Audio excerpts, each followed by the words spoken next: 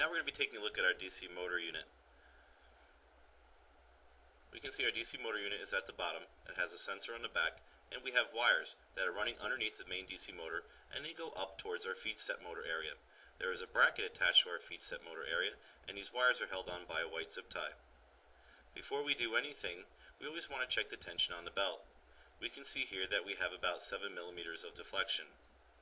We always want to try to replicate that when we put it back. We're going to remove the belt, and in preparation of removing the motor, we're going to cut the white zip tie. This way we can free the wires that run from the main motor and the other wires that run underneath the main motor. And remove the tie. Now we can see the wires are free. And we're going to untangle them from the rest of the wires and get them out of our way.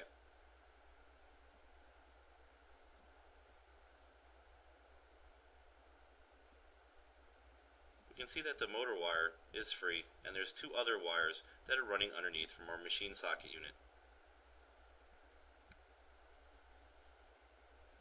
Next, we're going to start to remove the main DC motor. There are two large screws.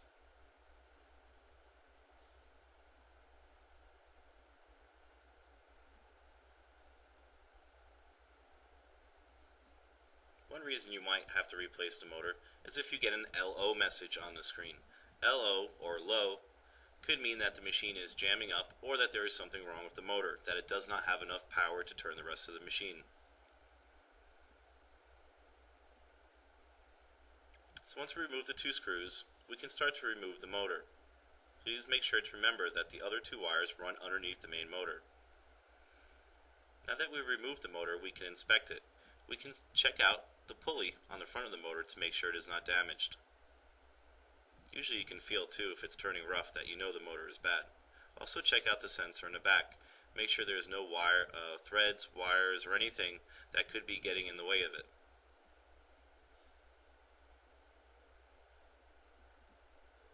Now to replace it, simply just run the wire back through the opening.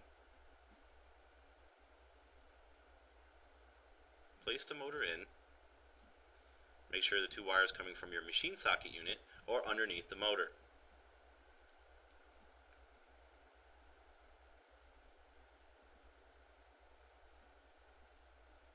Now we're going to take the two screws and we're going to start to place them back in.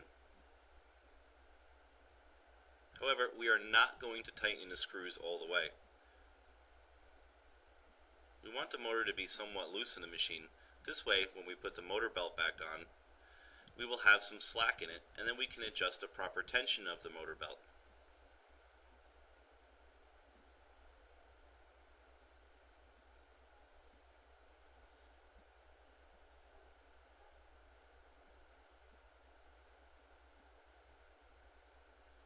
See, the motor is still loose.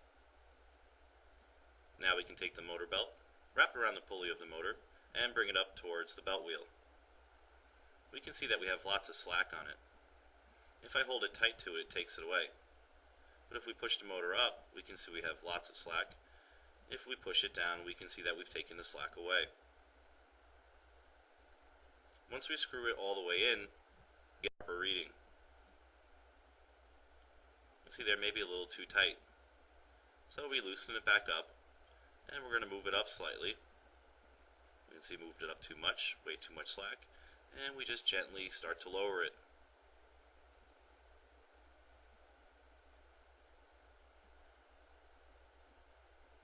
And we're going to tighten it up, and we can see that we have about 7 millimeters of deflection again. Always turn the hand wheel to see if it's turning smoothly. If the belt is too tight, by you turning the hand wheel, you could feel that it would be a little rough, and that's a good indication that you might have too much tension on the motor belt. Now take the other wires that are running underneath your main motor and bring it up towards your feed step motor and put them behind the bracket. Take the motor wire, put it behind the bracket as well. Grab a little white zip tie. You can get these at Home Depot, probably 100 of them for 99 cents. Wrap them around the wires and through the bracket.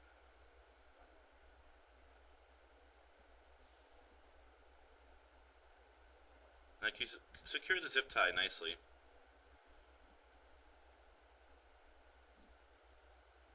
This will help keep the wires out of harm's way and away from the motor belt.